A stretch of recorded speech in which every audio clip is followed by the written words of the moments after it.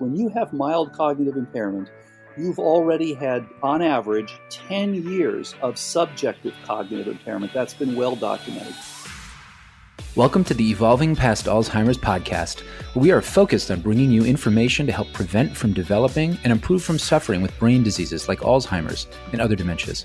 I'm Dr. Nate Bergman, a physician and Chief Scientific Wellness Officer at Kemper Cognitive Wellness, and I'll be your guide on these sound waves. So whether you're a baby boomer who's worried that your brain wiring just isn't working like it once was, or you have a loved one with the disease, or you yourself have already been diagnosed and are wondering, what do I do now? You'll want to listen to this podcast. Each episode, we introduce you to the top doers and thinkers that are revisioning Alzheimer's, dementia, and just generally things in life's second half. If you have questions or comments, check us out on social media. To support us, go to patreon.com/evolvingpast and consider hitting the button and becoming a patron of this show if you find these episodes valuable. That's Patreon, Patreon, patreon.com/evolvingpast. So here we go. Let's get better. We have some pretty exciting stuff to talk to you about today. Our guests are Doctors Kathleen Toups and Dale Bredesen.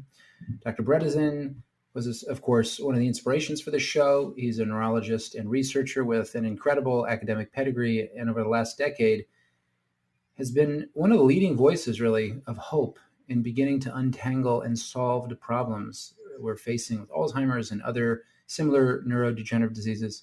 He is the author, as you probably know, of the New York Times bestseller, The End of Alzheimer's. Welcome to the show, Dale. Thanks so much for having us, Nate. Dr. Kathleen Toups is a functional medicine psychiatrist and a distinguished fellow of the American Psychiatric Association. Over the course of her career so far, she has run clinical trials, including 20 failed trials for Alzheimer's medications. She's an author of both peer-reviewed as well as popular literature on cognitive impairment, dementia, and other disorders. Her most recent upcoming book is entitled Dementia: Demystified, the Definitive Guide to Resurrecting Your Brain, Reversing Cognitive Decline, and Regaining Your Memory. Welcome to the show, Kat. Thanks so much, Nate. Glad to be here. So all of that aside, all the popular stuff aside, really what I wanted to talk to you about today, and I'm really excited to talk about this because, you know, we've been talking about it together for probably at least collectively for 4 years, and some of us longer than that, is study results that were just released online on MedArchive. And I just want to, first of all, congratulate you for getting those results out there. It's a momentous step, and a step it is. And I think though, at least for the listeners of this show, we're all sort of sensitive to hype and maybe some mischaracterizations of some of the incredible stories we've heard about, this reversals of cognitive decline and dementia. So it's refreshing to have an organized trial on this. So again, congratulations. But I do want to clarify a couple of things, and maybe we could start with Dale on this. So can you just explain a little bit, although some people may be familiar with MedArchive because of COVID, and that was, sort of a big way of getting data out early on MedArchive. What is MedArchive, and then has this been peer-reviewed yet? Yeah, that's a great point. And let me give just a little bit of background. We first proposed a trial when we first came to the idea that we needed to do several things to have an impact on functioning synapses and keeping synapses. This was 2011. And we were turned down for that trial. And then I'm really thankfully approached Kat later with the idea that to do this trial, because Kat has had a tremendous amount, not only of experience with trials, as you indicated, but also with functional medicine. So she's like the perfect person to be doing this. And we got turned down again in 2018 and finally approved in 2019. But as you indicated, when you put something on MedArchive, and this is what's been done with a lot of the COVID updates, it's the quickest way to get things out. MedArchive and BioArchive, they're so-called preprint servers so that you can get information out very quickly. However, when you do that, it is not yet peer-reviewed. So that's the next step that we're all working on right now, which is to get this peer-reviewed and into a standard journal for publication. At the same time, as you know, there is a real revolution going on in medicine. So a lot of these standard reviewers are not going to want to see something that is not a drug, but is in fact a protocol. Absolutely. Absolutely. Yeah. And Nate, I think the other thing to say about MedArchives is there are requirements to get your paper on MedArchive. So it did need to be posted on clinicaltrials.gov for the trial, and it did need to be an IRB approved trial. So the information that you do see on MedArchives is IRB approved clinical trial information. For the casual listener, Kat, thank you for saying that. What is an IRB and why is that important in research? Yeah, the IRB stands for Institutional Review Board, and that's a board of independent people that oversee the safety of the human subjects in a trial. Okay, perfect. Thank you. So let's talk about the actual trial and what you can one of you summarize, and we'll get into the details, but sort of in general, summarize what you saw in this trial. Maybe Kat, we can start with you. Well, maybe we should say what we did before we say what we saw. Well, we'll definitely back into what we did, but we want to give people sort of the big picture of what in general were we looking at? We were looking at people with cognitive impairment, and what do we see with them? Big picture. Right. Well, we were looking at people with both mild cognitive impairment and mild dementia, so early in the process, but some of our patients actually were, definitely down there in the mild Alzheimer's dementia range. It was a 9-month study using a precision medicine or functional medicine approach that was individualized. And just to cut to the results, what we saw, and this is the super exciting thing, is that 84% of our patients improved.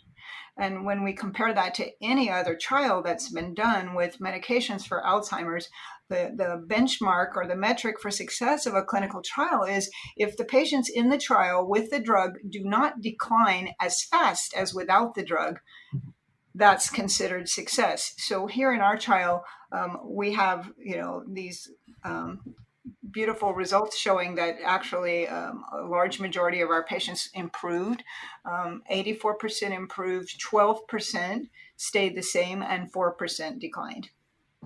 And if I could just add one thing here, Nate, there are a couple of critical pieces, and you alluded to this with comparison with other things. First of all, the nomenclature, we need to change the way we think about cognitive decline, because we call this mild cognitive impairment before dementia. And if you think, really that it should be called relatively late stage Alzheimer's disease. When you have mild cognitive impairment, you've already had, on average, 10 years of subjective cognitive impairment. That's been well documented. And before that, you've had some period where PET scans would be abnormal, spinal fluid would be abnormal, but you are still asymptomatic. So really, asymptomatic is essentially pre-Alzheimer's. SCI is really early Alzheimer's. MCI is relatively late-stage Alzheimer's. And by the time you're actually called full-on Alzheimer's, where you're actually beginning to lose activities of daily living by definition, this is like saying someone has widely metastatic cancer. This is an end-stage condition. So as Kat indicated, the people that were in the trial either had MCI, so they'd had more than 10 years of pathophysiology, or they had, quote, early dementia, which is really very late stage changes. And thankfully, these people, for the vast majority, as Kat indicated, actually showed improvements in their MoCA scores and improvements in their CNS vital signs neurocognitive index, which is an excellent online way. And even, interestingly, the MRIs even showed improvements. So very exciting results that Kat saw with her patients, and Anne Hathaway and Deborah Gordon all saw with their patients. One thing I was just going to mention is the semantics of success, as Kat indicated. When you give a drug, the big announcement recently was donanemab, which slowed decline. It didn't make people better. It didn't stabilize them, but it slowed the decline by 32%. Whereas Kat's patients actually improved, as well as Anne's, as well as Deborah's, actually improved, as opposed to simply decreasing decline. So this is a big difference in what we're calling success. And I Okay. think we should take 1 second to acknowledge Anne Hathaway and Deborah Gordon. They were the other co-investigators on the trial with me. So this trial was done at 3 different sites. And so now we have, data that the methodology is not just from one person, right? This can be done across different locations with different physicians. Okay. Yeah, I want to ask more about that in a few minutes. Thank you. So, so just to summarize, so between the 3 different treating doctors, doctors Toups here and Hathaway and Deborah Gordon, who you mentioned, there were a total of 25 people and their care partners, which was, of course, a criteria to sort of be in the study. Was you had to have somebody who could help you execute all this stuff. We'll talk about it in a little bit.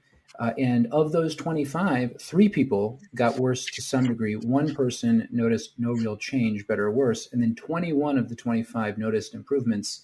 And I think in table 2 on the MedArchive paper, there's a shows that 14 of those 21 people that had improvements had marked or pretty impressive improvements. So that's like if I was just the regular neurologist that was sort of used to the humdrum of these trials, it would be like, well, that can't be right. Those people didn't have Alzheimer's, et cetera, all the usual things that we've all kind of heard. How, though, one question is, you mentioned kind of a cutoff.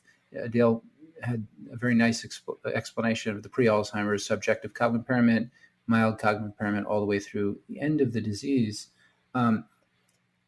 How did you sort of determine the cutoff score? So you used a cutoff score of a MoCA, Montreal Cognitive Assessment, of about 19. Can you just explain what that MoCA of 19 generally means and kind of why you chose to include people that had a MoCA score of 19 or higher in this trial? Yeah, in general, from 22 or 23 to about 27 or 28 is MCI. There are people who are at 28 with MCI, although it's often considered still within the normal range. The 19 to 22 is the overlap between MCI and Alzheimer's. So these are people who mostly have dementia. The other thing I should say is that people who had AQ21, so an AQ21 score is from the partners who say, how much problem does my partner have, or my spouse, or whoever that is. And typically, if they are having a score over 5, between 5 and 14 is considered MCI, and over 14 is considered dementia. And the people that Kat and Deborah and Anne saw, 3 of them had very high scores that were in the dementia range, and the others all had in the MCI range. They were all between 6 and 14. So they really fulfilled the criteria for MCI and early dementia. Now, the average for full-on Alzheimer's disease is 16.2. So we're focusing this, which many trials are focused on right now, for MCI and early dementia, early Alzheimer's, as Kat mentioned earlier. And Nate, I think it should be said that these MoCA scores, when we try to think what boxes do they fit in for mild dementia, moderate dementia, they need to be stratified based on the education level of the patient. And so you can't just say the cutoff of 18 is mild dementia or 16, into moderate dementia. And it's very interesting that in our patient cohort, this was a highly educated bunch of patients. We had one patient with a high school degree, but all the rest of them had college degrees, and fully at least half of them had advanced degrees. So when we take a patient with a MoCA score of 20, for somebody with an advanced degree, that's going to be a lot more impairment than somebody with a high school education. Yeah, that's a really good point. I'd just say that people who have MoCA scores of 20, who have advanced degrees, really have significant dementia. Right. This is fairly far along in the process. Right. Yeah, and just again to push one more time on this, the 19 and up, is it mostly because what you've observed with people is that they respond more robustly the earlier you get people, especially to the kind of protocol that you used here? Yeah, part of this, we had discussed this before we started this, and part of it was, what could be done. And yes, the anecdotes that we've all seen over the last several years, yes, we've seen some people with MoCA scores of 0 improve, but it's much harder. You have to work harder at it. There are more things you have to do, and it's less likely. So what we usually have seen anecdotally, everybody with SCI gets better. Most of the people with MCI get better, and some of the people with full-on Alzheimer's get better. The other thing is, this was comparable to other trials recently that have typically been in the same range. Aducanumab, donanemab, these are all kind of in that same range, MCI and early dementia. Yeah, absolutely. Yeah, Well, Nate, I think it needs to be noted that, this was a rigorous protocol, right? We asked our patients to do a lot of things and changes and lifestyle modifications. And so, it does take a certain level of if the impairment is too great, the patients are going to have a harder time complying with all of the hoops that we ask them to jump through. But that said, as Dale mentioned, we definitely have all of us working in this space have seen patients that are more impaired still get better. It's just that, it's harder. You're swimming upstream faster the farther along someone is. It's totally a fight. And let me add, I think that's a good point. But Nate, if I could add one other thing here, please remember, this is the first trial of its kind. So all we have to do is fail one time and it's over. Then we say, okay, we tried this approach. We've been claiming anecdotal success since 2014, and now we did it. But okay, and people will just look at us and say, "Yeah, see, we told you this was nothing, and now you've proven it." So we really wanted to make sure that we do as much as possible, get everything done, and let's give ourselves the best chance, because we all have seen anecdotally. I thought one of the things that was really intriguing to me as the scientist in this was talking to Anne and Kat and Deborah. They were saying, we don't feel comfortable about doing nothing and having a control group where we're doing just standard of care, because we feel that that's unethical, because we've already seen people get better with a functional medicine approach. So I think, there was a lot riding on this. And so that's one of the reasons I'm so incredibly impressed with what Anne and Kat and Deborah did, because they really showed that, yes, in a high percentage of these people, as Kat mentioned, 84%, you can actually see improvement. Yeah, it is amazing. I have a couple of other thoughts about that. I'll probably get to in a little bit, but I wanted to go back. You mentioned the 2014 paper, and I know that Dale, you had been speaking and writing about this even prior to that first reversal of cognitive decline paper in 2014, during that period, you're really talking about this notion of metabolic subtyping, or segmenting Alzheimer's into different kinds of, call it a personality or a label or a set of conditions.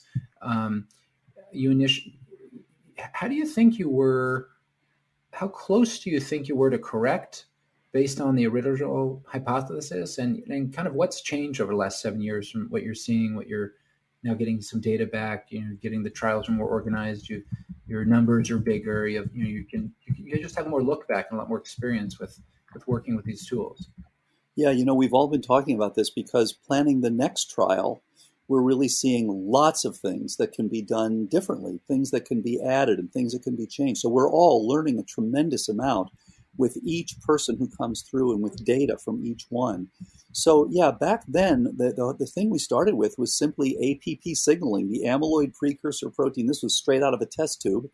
And so we could actually see the other molecules that interact with this. And we could see that, estradiol binds to its receptor, increases alpha secretase, and pushes your APP toward the type of signaling that makes and keeps synapses. We thought, wow, okay, great. We can trace the pathways.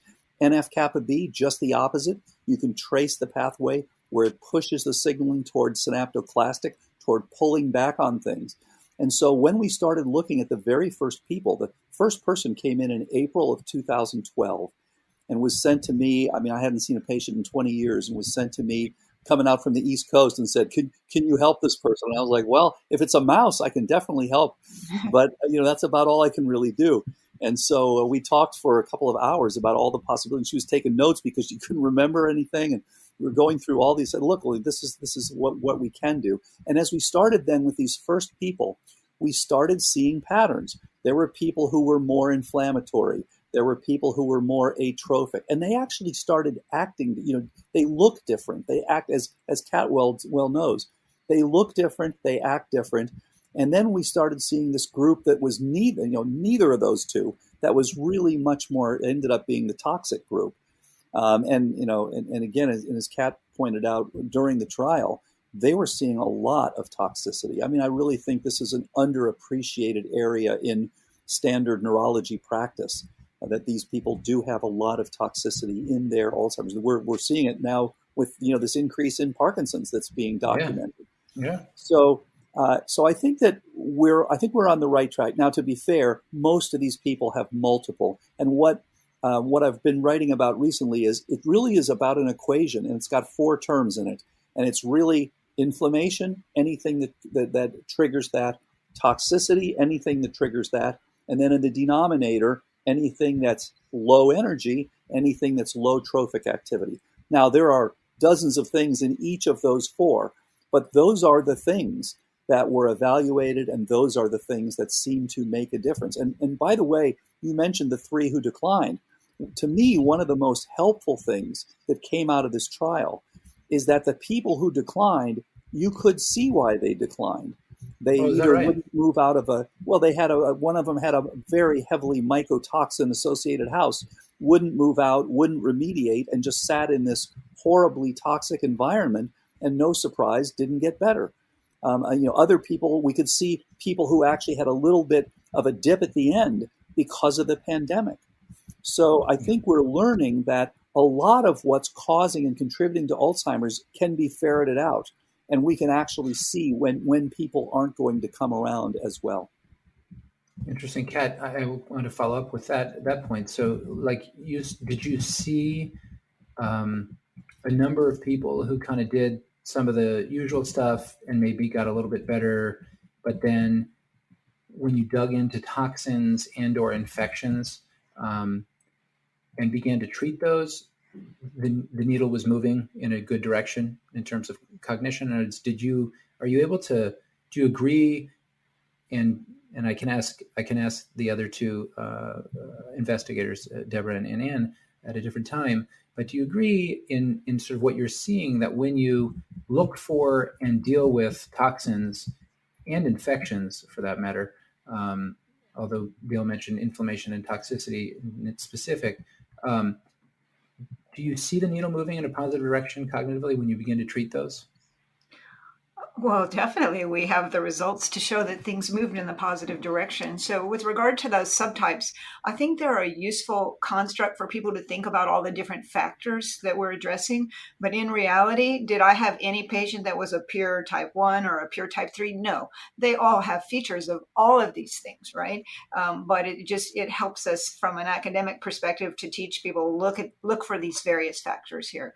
So everybody was a combination of things, though some of them might not have been very toxic, but perhaps they had a lot of infections, or they had a lot of inflammation or metabolic issues. That's the individualized part of this protocol, right? It's different for different people. But did they get better as we address these things? Absolutely. Now, did we see some decline because of the COVID lockdown? Absolutely, on that as well. I have 2 patients that that definitely had fairly significant mold in their homes, and they were improving at the 3-month marker. And then when they had to shelter in place, things went down. Now, one of them took the time of sheltering in place to aggressively clean and get rid of everything in the house, while she had, because they were unable to get remediators to come in early in COVID, right? They just wouldn't come to people's houses. Yeah. So that person used, the time to do her own remediation, and things popped back up. The other person who was pretty overwhelmed, he definitely declined from being, locked into the moldy home, for sure. Yeah. So interesting, unfortunate, but interesting, because that points to a question that I think a lot of people around, and I mean, some serious people that I'm not sure how they feel exactly about this kind of approach to medicine. I guess it's not important how they feel, But one question that I'm sure you guys have heard before, both of you, I'll ask Kat, you this question first. So, diet, exercise, sleep, stress, getting the brain engaged, there's plenty of data that's important, and Right. that at least from a prevention standpoint, and to some extent from a risk mitigation, and maybe in improves aspects of cognition.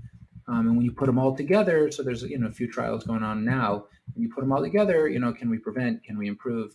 How do we know that the results of the trial that you guys just completed isn't just, hey, yeah, of course, if you clean up the diet and exercise and sleep and you clean up those things, people will get better. How do we know it's also toxins and from infection and trophic activity and energy? How can we know that, or be Well, fairly certain of it without, of course, Neil could certainty probably is give you the elusive. details better than I of the recent study that Dr. Isaacson did, where he did the diet and lifestyle modifications, and there wasn't a substantive improvement, as I recall, in those patients. So I think, the issue of diet and lifestyle and sleep, that's where you start with general health with any chronic disease, right? That's where you have to start. But that, in my mind, is not sufficient to move the needle when people are having cognitive decline.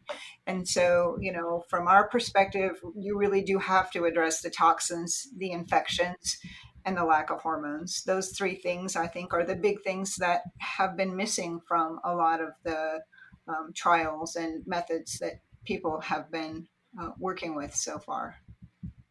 Yeah, and I would add, I think there is a misunderstanding here. People keep saying, well, obviously, lifestyle is going to help. Well, yes and no. This is not about just lifestyle. This is about determining what is actually driving the neurodegenerative process. That's where I think the science and the clinical work match up so beautifully, because it shows what's driving the problem. And sure, if you tell everyone to eat better, you're going to get some people who get a little bit better. But as Kat mentioned, Richard Isaacson from Cornell just published a paper a few months ago. And in their study, they showed no improvement in people who had MCI. Now, if a person didn't have MCI or dementia, they could get some improvement in cognition. But for the ones who had MCI or dementia, they showed no improvement. And in fact, then they actually tried to break them apart to say, well, let's see if we can at least find the ones who were the best compliers and maybe see a statistically significant difference. What they found was the ones who were poor compliers actually declined during the study, whereas the ones who were high compliers had an insignificant improvement, did not reach statistical significance. So even with that, they couldn't show improvement. Whereas with this one, we didn't even break them apart. This was the total group. And actually, thankfully, Kat, for example, did a fantastic job with bringing these people together and actually had meetings of all of them so that they could share information and really kind of help each other, which I think is another great part for the future, getting people together, social networking, things like that. And so there was a highly statistically significant, and I know that's statistically, that's not a term we're supposed to use. So let me say significant at the p less than 0.01 level. Okay. For those that are in the know and care, that's, I guess that's important. Well, I agree. It's amazing when we get people together and get them organized around something with a purpose, and then you just get the groupthink and all of the woes and struggles and difficulties and costs, and all those things start to come up, and it really is it's really sort of one of the magic ingredients, it seems. Yeah.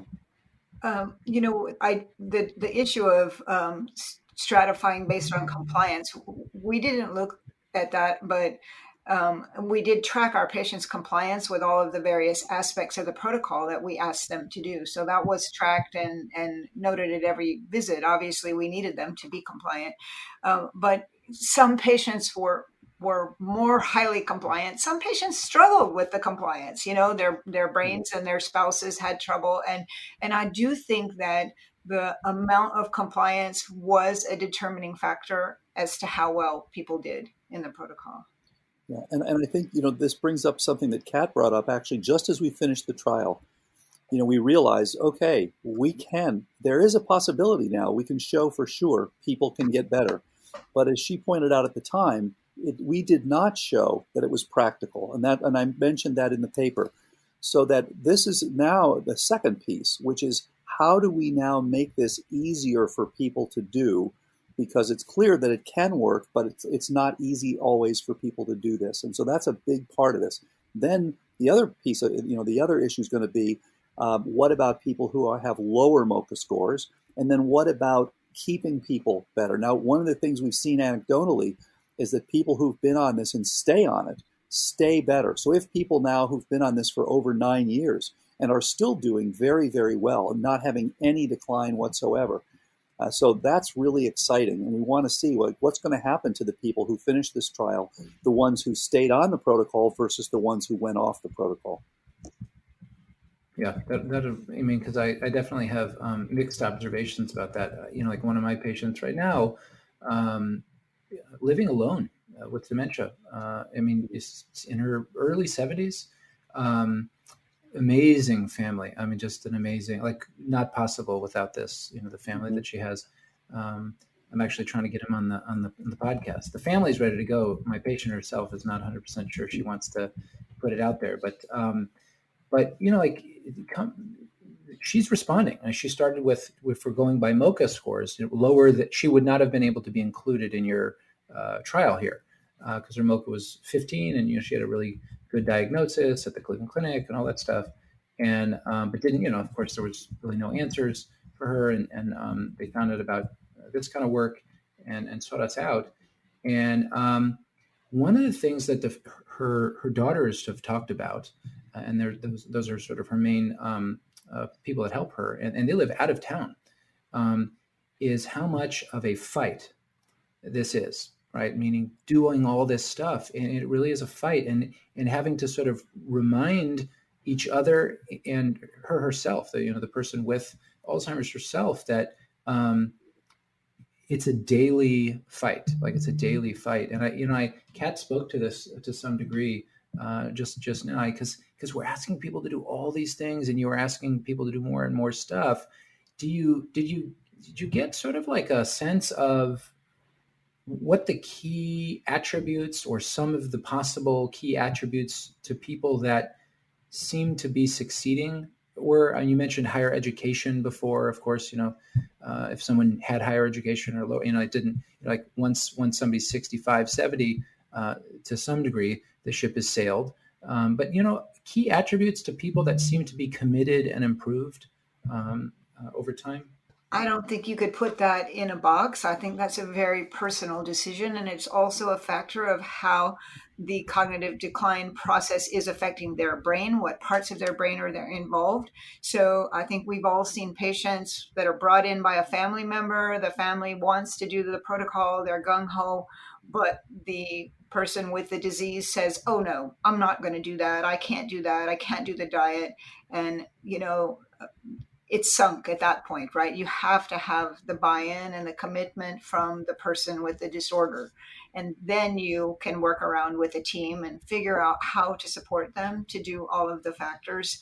But I think it's such a painful thing when the patient themselves says, no, it's not worth it. I can't do this. It's painful, of course, for the family, right? But I think in that situation, it just brings, the issue of if you have to fight with the patient to do it, and I don't think it's going to be successful. And I think at some point you have to honor that patient's wishes and let them go with the process. That's the toughest thing to do for family members. But if patients are not committed, they're not going to get better. It just doesn't work that way. Yeah, and I do think this is the future, Nate, and you've brought up this same sort of thing before. Can we now take and say, look, yes, there are 50 things you could do, but our algorithm shows you that if you just do the top 5, you're getting 90+%. This goes back again to a balance. You've got to exceed a threshold that takes you from pulling back on synapses to laying down and keeping synapses. And for most people, that includes getting into insulin sensitivity, getting into metabolic flexibility, getting into some degree of ketosis. You've got to have the combustible substrates there You've got to have some mitochondrial function. You've got to have some blood flow and some oxygenation. So there are some basic things that if you can get over that hump, and it's going to be different for each person. So there are some things that have come up again and again anecdotally. I always hear when someone says, "Oh, I started this and I lost 10 or 20 pounds, and I'm getting into ketosis." That's a good sign. They're on the right track. It's working for them. Whereas when they're saying, "I'm not budging at all and I'm not getting into much ketosis," so that's a big one. Compliance is a big one. Hypertoxicity is another big one. So people who just have massive amounts of toxicity, it takes a long time. You really have to push on them. And then people who, as we said earlier, people who are really far along, it's tougher. I'm always amazed when I get an email about someone who had a MoCA score of 0 who actually improved, which is really exciting to hear. And so those are kind of some of the typical things that come up again and again. But I look forward to the day when we can parse these out and we can actually pick up either with a computer-based algorithm or any way to say, okay, here are the top 5 things for each person, so that we can really pick up, what's going to make the biggest impact for most people. Kat, can I volley something off of you that Dale just mentioned? He said for toxicity, some people that are like really have a lot of toxicity, we really have to push on them, I think was the words Dale used. What are the things that seem to move the needle in terms of toxicity, generally speaking or specifically speaking? Yeah, well, obviously there's different types of toxicity. So a very common one in my patient cohort was high levels of mercury. And, we know on average, if one of our colleagues in our study group, Mirto Ash, presented a poster session at IFM a couple of years ago, and she looked at what her patients with cognitive decline presented with. And one of the things she found was on average, they had twice as high a mercury level as age-matched controls, right? And we know mercury is a neurotoxin. And the mercury was quite easy to get rid of for my patients. I had some of them with very high mercury levels. And, what we did was we immediately put them on a no seafood diet for about 6 months. And then with any kind of toxicity, we want to support the liver to help the detoxification. In some kinds of toxins, we add binders to bind up the toxins. And we love sweating, right? There's beautiful data showing that sweating we can excrete toxins, metals, and chemicals through our sweat. So we had a lot of people doing sauna protocols. And that was one of the pivots with COVID, because many of them were going to their gym to do the sauna. And then suddenly the gyms were closed and they could not go. And we were scrambling to find, low cost sauna options for people to have in their home. But sauna, I think, is a beautiful friend to help, for people with detoxification. There's so much data with the sweating. So it's kind of a combination of those things, but definitely pretty much every one of my patients that had elevated mercury came down to 0 in the study. And then I, told them, fine, you can go back to eating the smashed fish with the low mercury small fish in your diet again, because obviously there's some good nutrition there. But so the mercury is a one thing. Then, we had a lot of people that would have high levels of chemical toxins. And you can definitely see by doing a profile of the chemical toxins who is naturally a good detoxifier, and maybe they're 70 years old and they don't have a lot of toxins. And you can see who is a really poor detoxifier. I can test people in their 20s and they have high levels of all these chemicals. Well, what does that tell me? Their genetics are such that they do not detoxify well. So people do stratify. I feel like that just looking at the toxin test that we did is kind of a useful metric to say this person really is going to need more support for their detox systems, and there's, at my site, I used a broccoli extract protocol, a supplement called Avmacol, and they have beautiful research data with that. And so, we did that with some people. They were on, NAC and glutathione, and, depending on what turned up with labs and nutrient levels, that people needed. So pretty much it's, liver support and sweating, and then avoidance of exposure, if it's something like mercury. So that's encouraging, because, I think some people, when they hear detoxification, first of all,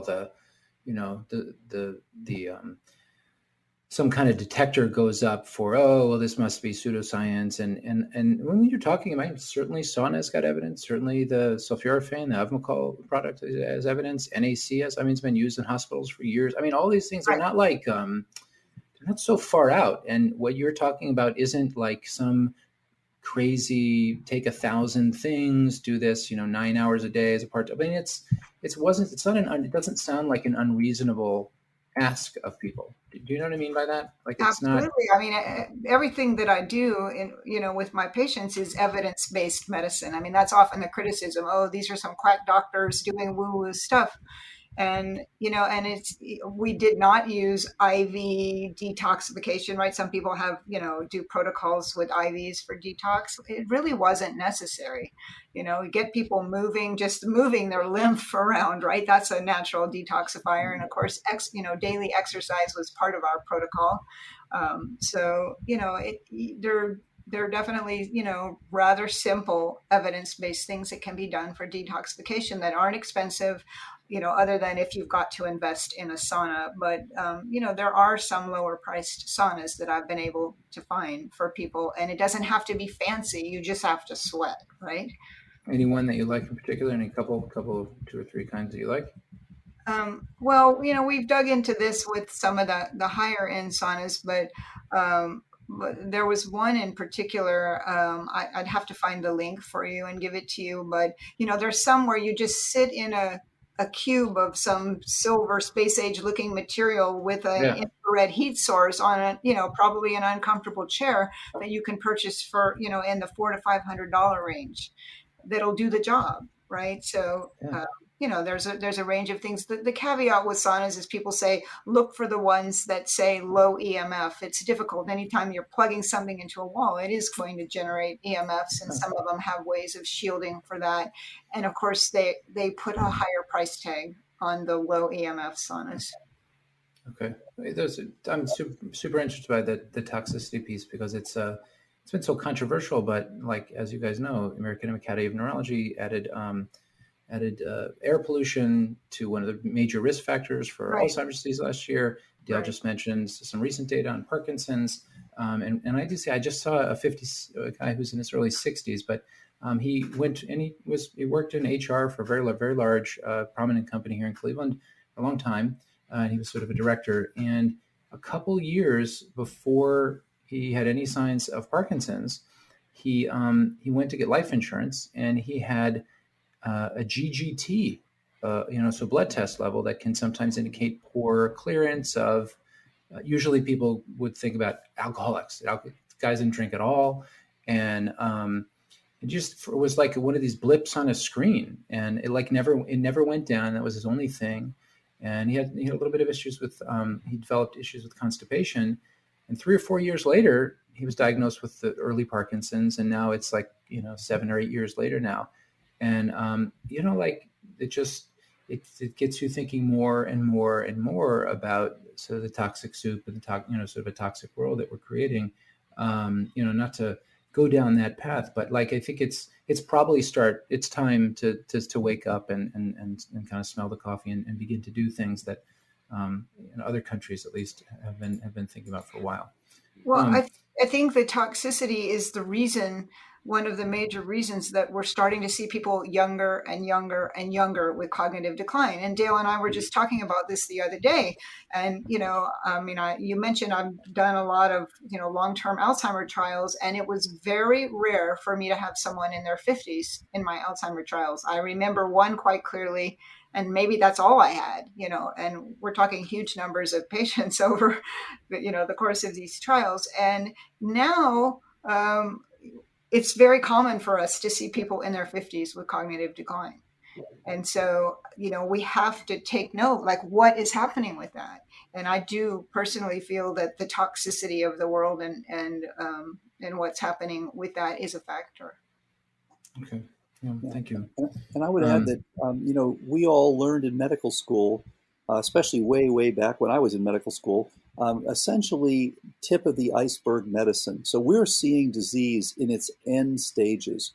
We're learning to pick up things like lymph nodes from metastatic cancer, and changes in in heart sounds due to severe congestive heart failure or severe valvular disease. And what's happening now is we're all now going below the surface and seeing all the huge icebergs of disease that are below the surface. And we're seeing, as Kat said, earlier cases of cognitive decline, more cases of Parkinson's. These things are all conspiring. Whereas, we were taught to use NAC, very specifically for a few types of toxicity. Well, the reality is there is a ton of accumulated toxicity, and we need to be looking much more carefully for these things. And that's where these complex chronic illnesses are coming at us from. Yeah. I mean, maybe related to that, maybe not. I mean, one of the co-authors on your paper is another colleague of ours, Sharon Houseman-Cohen, who's down in Texas in Austin. And of course, she has started a company called Intellect's DNA, which, to kind of boil it down, does a deep dive genetic assessment. I think the publication said it sort of allows you to look at kind of a few hundred genes. And do you like? So I think the jury's split on the value of genetic testing, like by itself, kind of beyond the apolipoprotein E4 that most people are familiar with as far as, sort of raising a genetic risk for Alzheimer's. But how did you think that doing the sort of deep dive genetics was helpful in guiding treatment decisions or recommendations? Either one of you take that one. I think there's levels to that and the utility. And of course, you have to balance the cost, right, with the utility, because it's not an inconsequential cost to do that testing. So there's a lot of genetic, when you look at genes, there's certain SNPs or mutations that have some clinical relevance, and there's others that, okay, you have these mutations, but there's a lot of redundancy in our genetic code, so you're going to have other mutations in the other direction, and it's going to even out. So a few things that I think are important that you can just get through regular lab testing on someone's insurance, right? You can check the ApoE, which gives you at least some predictive information about maybe how they might handle their lipids. You can check the MTHFR mutation, which I do think is consequential regarding detoxification and also making neurotransmitters for the brain. So both of that one is something that is, easy to help and support if somebody has that mutation, and you can check that from Quest. I also think the clotting factor genetics are huge for the brain. We need to know who tends to be hypercoagulable, because that's going to cause problems in the blood vessels of the brain and some of the vascular dementia issues. And so you can check a fibrinogen mutation, a factor V mutation. We can check fibrinogen levels, but you can check the prothrombin mutation and the factor V Leiden. So those are some easy things that I'll just check through regular labs. Now, what we got from the Intellect's DNA were just some other levels of subtleties. Some people, the genetics would say, oh, they really are going to need more acetylcholine than other people. So many of the things that come on that, even we could have already, things I would have already figured out clinically by, say, looking at all their nutrient levels. We used the Genova NutriVal, which gave us a nice array of, many levels of nutrients and vitamins.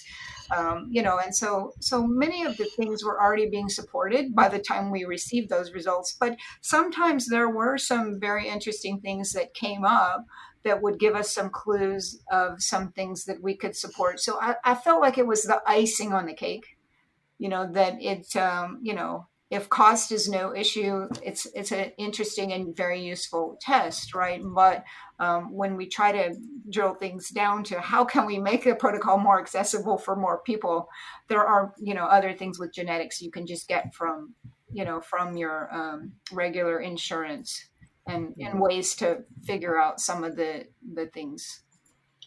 And I do think as whole genomes come down to less than $500 and even down toward $100, everybody's going to have a whole genome. I do think that it's going to be helpful, especially in prevention. What you really want to know is when you're relatively young, what are the things that I need to do so that I never have to worry? The reality is Alzheimer's should be a rare disease, as we are all realizing. And if you know ahead of time, that's going to be helpful.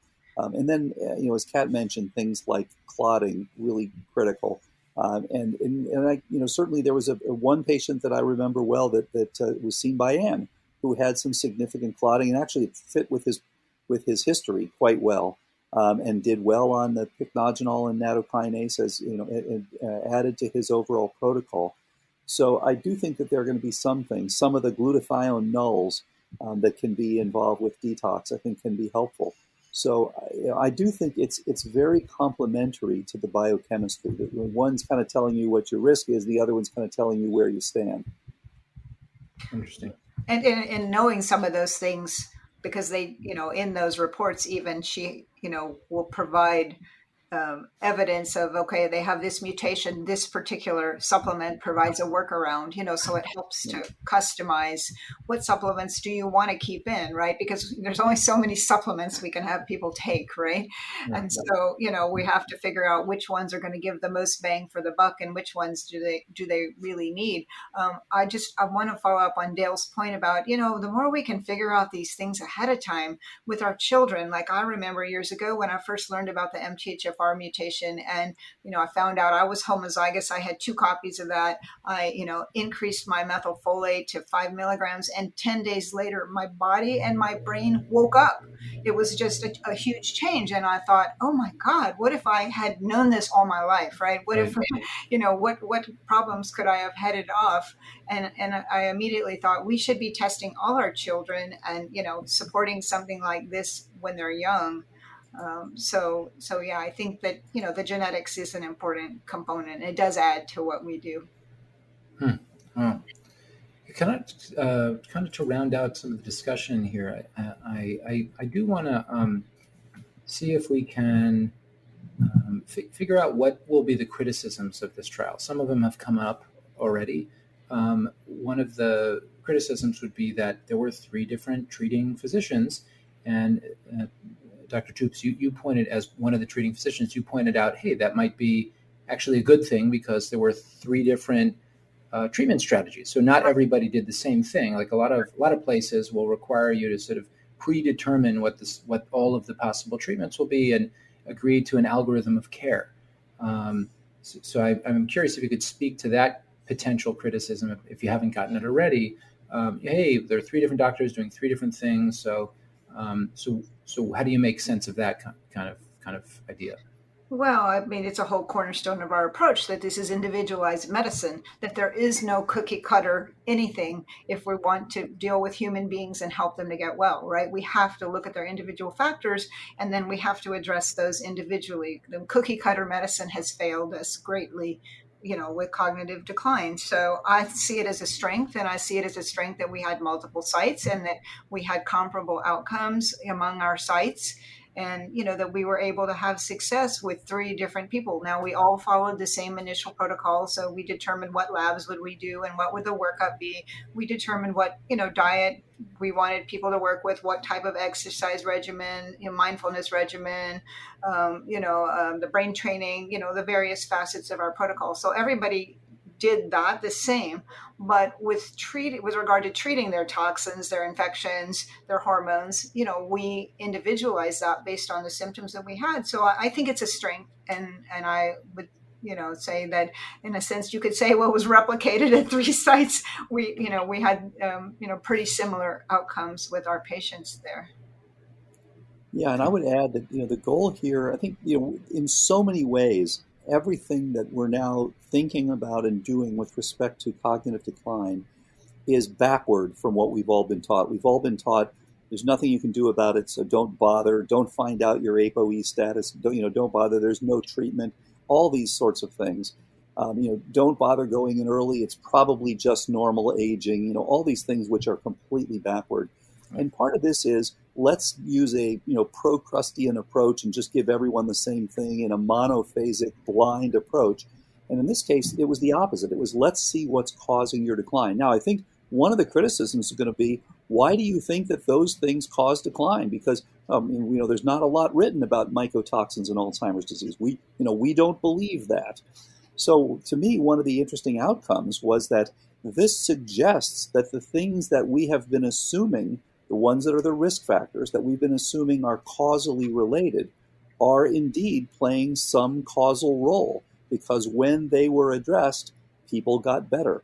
So that argues for a causal role of insulin resistance and of mycotoxicity and chemotoxicity and vascular disease and things like that.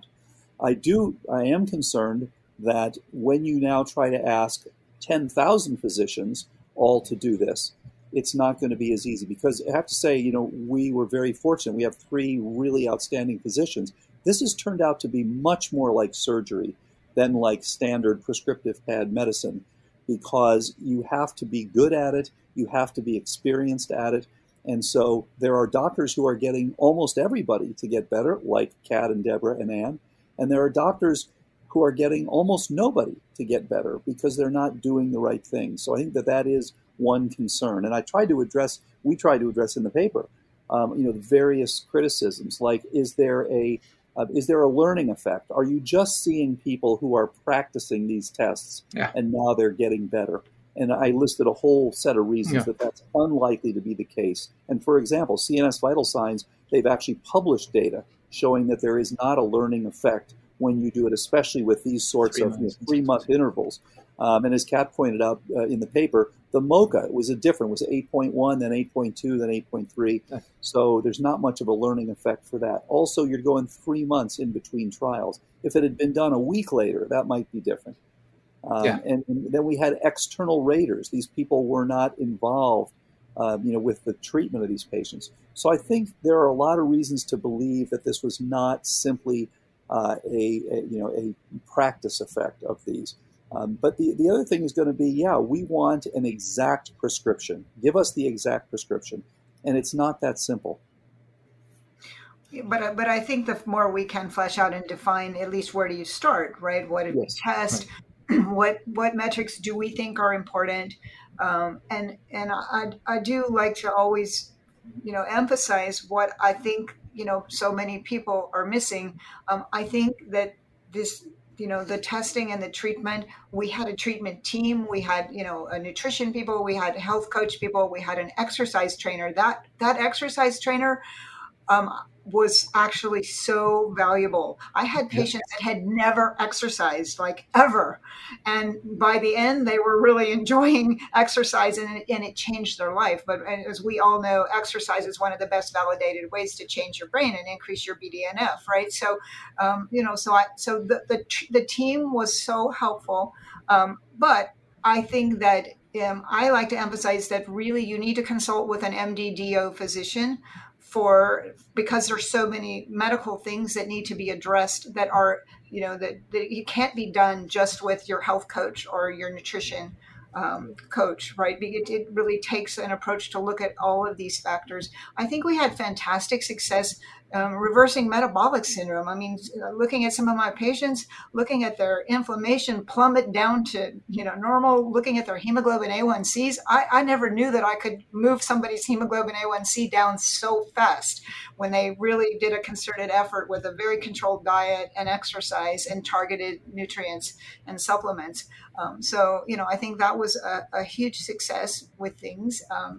We haven't independently yet analyzed things like how many people lost how many inches off of their waist. And we know that, the waist circumference and the implications for longevity are huge, right? Yeah. So, there were many, many benefits that our patients had health-wise, besides their brain. That's what I really wanted to say was, that I just don't want people to miss what I think are missed with too many things. You have to look at the infections, you have to look at the toxins, and you have to look at the hormonal status. Of course, we've learned that, these hormones are so important to the brain that the brain is making its own hormones. The brain can make its own estrogen, its own progesterone, and its own pregnenolone. And so, these hormones are so important. And that was, I think, something in our protocol that was different from many people's protocols. Definitely. Yeah, 100%. And I would add cost and complexity are going to be 2 complaints. What's the cost and the complexity of this? And the cost, my response to that is always far, far less than a nursing home. Yeah. So unfortunately, people who don't go through this sort of thing are going to end up spending a massive amount. The average person with Alzheimer's spends $350,000 Yeah. before they die. It's a huge cost. As you know, it's over $280 billion for the United States alone. And then, so I think it's certainly a good investment. And then on the complexity side, there's a tremendous amount you can do with some basic things, just as Kat has been talking about. So I think from both of those standpoints, although we may get complaints about them, ultimately it will turn out that this is the right way to go. I agree. Hey, Dale, you mentioned right at the beginning the next trial, the future trial. What are the plans to flesh out and do a future trial? So we're very fortunate that the foundation that supported this trial is enthusiastic about supporting the follow-up trial. And so the next trial, the idea would be that we're now taking that next step, which would be 100 patients, and this would be a randomized controlled trial. And there are other things we can look at, things like single blinding for some of the evaluations. And then so we're all going to sit down now and plan out this next trial, and we're hoping that it would be started. Now, of course, we have to get the IRBs to approve it, et cetera. But something like December, January. The good news is we've seen what it takes to move the needle in terms of time. One of the really interesting things was there was improvement at 3 months, there was more improvement at 6 months, and there was more improvement at 9 months, even though, as Kat said, a lot of the people fell off. The average for the whole group, though, was still more at 9 months. So the good news is we could do a trial that would be anywhere 6 to 9 months and really get a result. This doesn't have to be a 3-year trial. So many of these trials have had to be huge number of patients, multiple years, because you're looking at these minuscule differences. We're looking at much bigger differences, and therefore we could probably do 9 months. And I like the idea of having the control group go 6 months with nothing, and then maybe we started and show in the last 3 months that we can actually bring them back up again. So there's lots to discuss, but I think we've learned a lot from this trial and things that we can add. Should we be looking at plasmalogens? Should we be doing more with Katsu on the exercise side? Should we be looking more at EWAT? There's all sorts of things that we could consider. Amazing. And I want to just say a big, huge shout out to the Four Winds Foundation for funding our study and offering funding for the next study. And we are just so grateful to have the support of special organization, for sure. Yeah, we all thank them. Thank you. So again, guys, congratulations. Thank you so much for talking to us and the world about this. I'm sure you're going to go on a whole interview tour, probably in the middle. And it's exciting, and I wish you guys all the success in the world as you move forward. Thanks so much for having us on, Nate. Really appreciate it. Yeah, likewise. Thanks for helping us get this message out. I think that's the most exciting thing, that it's going to bring more hope to more people. Absolutely. All right. Bye. So that's our episode. I hope it was useful to you. Check out the show notes on iTunes or on our website where we've summarized the key points. If you find the information here valuable, please consider giving us a 5-star rating on iTunes and leaving comments in the comments section. It will really help us bring this message to as many people as we can. If you have questions or comments, connect with us on social media. Finally, to support us, go to patreon.com/evolving past and consider hitting the button and becoming a patron of this show. That's Patreon, Patreon, patreon.com/evolving past. Thanks. I'll talk to you next time.